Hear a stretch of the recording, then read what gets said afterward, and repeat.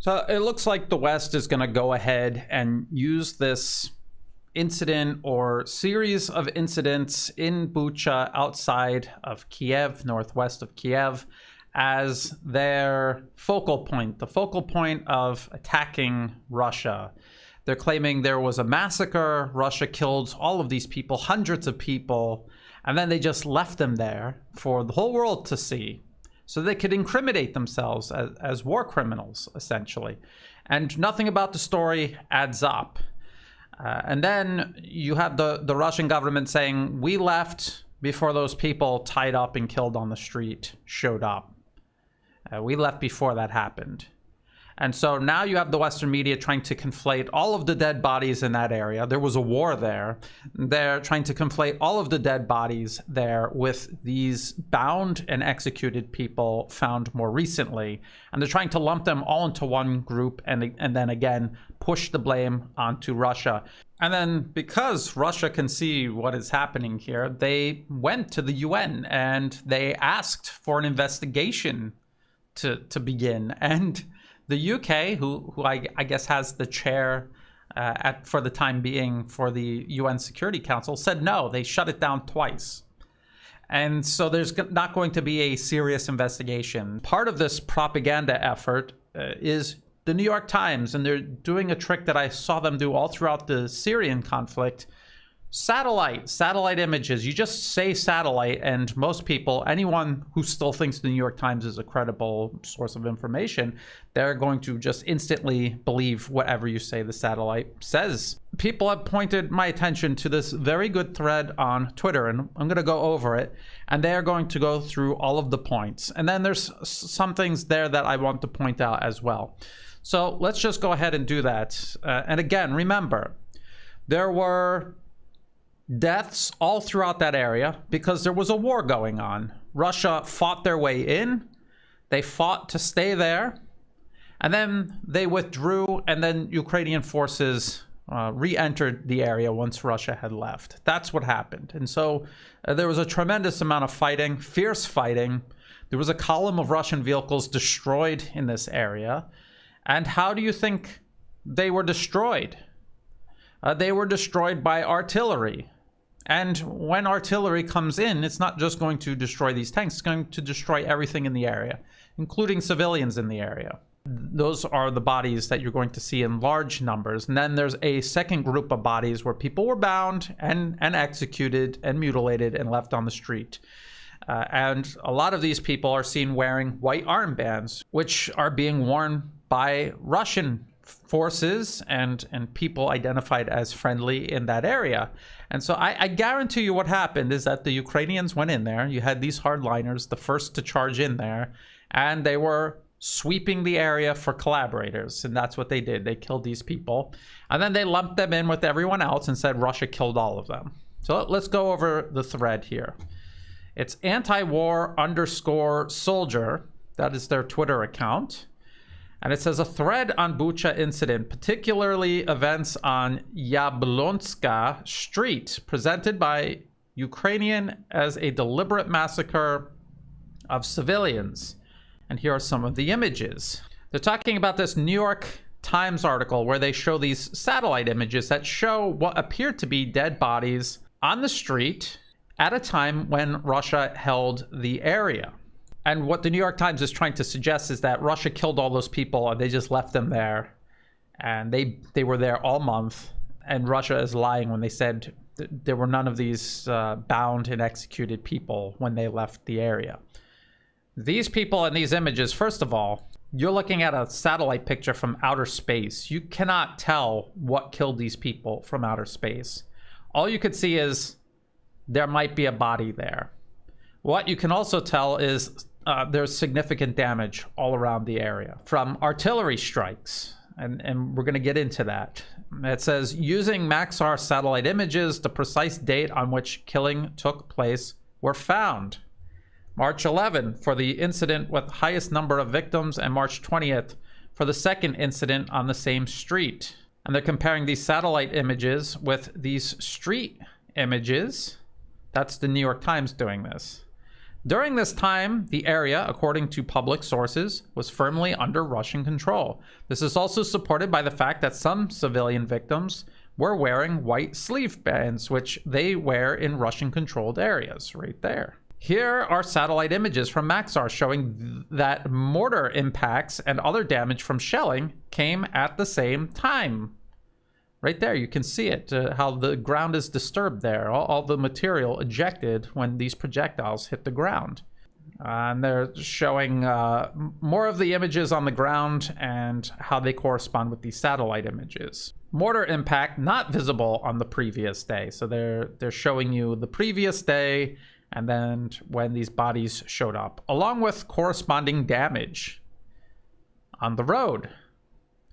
Another picture where impacts from shelling can clearly be seen. So it's right there, and I'm not going to zoom in on the pictures because they're graphic. If you want to look at this, the link will be in the video description below. So just go in the video description, click on it, and look through this thread, and you can open all of these images yourself and take a look. These are mortar and artillery impacts. Russia is not going to be able to, even if they wanted to, shoot mortars and artillery in an area where they're located. That is something that your opponent would be doing to the area where you're located. So this would be Ukrainian incoming fire targeting Russians, I don't think targeting civilians, targeting Russians, but also killing civilians. That is what's going on here. It was a war. There was a war going on. They talk about this blogger who said they didn't see any executions or torture. The New York Times provides no evidence of torture or executions, except for these more recent bodies. And the New York Times article itself avoids the hard topic of absence of visible gunfire wounds, preferring to state that causes of death are unknown, but vaguely admits the possibility of them being killed by shelling, by artillery and mortar rounds. And then they point out that there's bodies seen more recently that were not in the New York Times' article, and they're not being accounted for obvious reasons. Because, again, there was a war, and there were people killed in this war, civilians killed in this war by Russians and Ukrainians during the fighting. It was intense fighting, and people were caught in the crossfire. People were killed. Ukraine accidentally killed civilians while fighting the Russians, and the Russians accidentally killed civilians while fighting back against the Ukrainians. But then there are these additional bodies that have showed up more recently that the Western media is trying to pretend don't exist. These are people who would have been killed after Russia left, which means the Ukrainians swept the area and they were executing collaborators, which they have been doing all of this time, all throughout this war. They have been carrying out war crimes. They've been executing, torturing, mutilating prisoners of war, and they have been abusing their own population in cities all across Ukraine. There are pictures every day coming out of police and soldiers brutalizing civilians, taping them to trees and to lamp posts, torturing them and leaving them there. And then so why do you think that these same people who are committing all of these crimes, all of these human rights abuses, wouldn't go into an area, see these people as collaborators who were taking food and other supplies from the Russians and not working with them, but not working against them? Why wouldn't they see them as collaborators and want to kill them? The people with this mentality. There's some images here that you're going to have to click on here to show, and they're going to go over the different wounds and what is visible and what is not visible. They're pointing out the fact that these people were most likely killed by shrapnel from shelling. Most of them were killed by shrapnel from shelling. These bodies that were strewn about throughout this area over the course of a month. They don't want to show the satellite image of the fallen lamppost, and that's because, again, there was serious artillery fire hitting this area and destroying everything. And then if you show that, if you address that, then that raises the possibility that Ukraine killed at least some of these people. So here I'm gonna play a video, and you could open this up in your browser and watch this scaled up. But this is Ukraine on their own Telegram channels, proudly boasting how they're targeting Russians in Bucha. This is Bucha. These are the streets that we see all these dead bodies in. This is Ukraine shelling it, targeting Russian soldiers and targeting Russian equipment. And they are shelling the whole area, this residential area. You could see them blowing things up. And there's no way they did that and didn't also end up killing Ukrainian civilians. I mean, look at what's going on here. None of this is being pointed out by the Western media because their goal is to rush to a conclusion that this is all Russia's fault. They planned a massacre of civilians, and then that's what they did. They just deliberately went around killing civilians and just left their bodies sitting everywhere, all over the place. And they left all of this evidence behind for Ukraine to find when they left. Even though this was not a retreat, this was a withdrawal. Russia announced this over a week ago now, and then they step by step removed their troops in a very systematic and organized manner. There's one other video that I want to show you, just to be fair. It's this video, and they show you this column of Russian vehicles in the streets, and if you look closely, you can see that there are other armored vehicles in the side streets covering their flanks. And this is during combat operations. The fighting was on and off. It was very tense. It was a column like this that was being attacked in that other video by artillery. So this is what the Russians were facing when they were in this area. These vehicles in the side streets are supposed to stop flanking attacks. Soldiers with, say, a Javelin missile or something, trying to come around, or RPG coming around a corner and trying to target them. And so if someone pops up here, they're going to just shoot, because that's what soldiers trained to do. See a silhouette and shoot. And that's what happened. Only this isn't a soldier that is going down the street. It's a civilian on a bicycle. And so what happened? They fired on a civilian on a bicycle. This is going to happen on both sides. This is not a massacre. This is not a deliberate and systematic targeting of civilians. It's an accident. It's still wrong. You should still get in trouble for this. But it's not what the Western media is trying to portray it as. It's a deliberate, premeditated war crime, a massacre, a genocide. It's as bad as Ukraine shelling Russian positions in a residential area and killing their own civilians.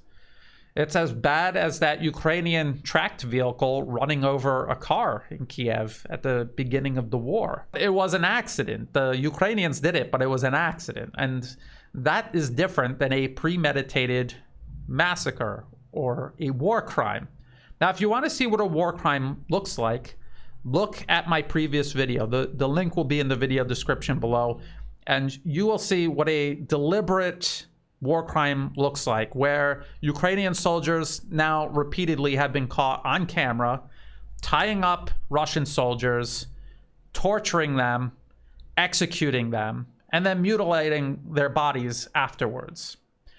They have been caught on multiple occasions now on camera doing this.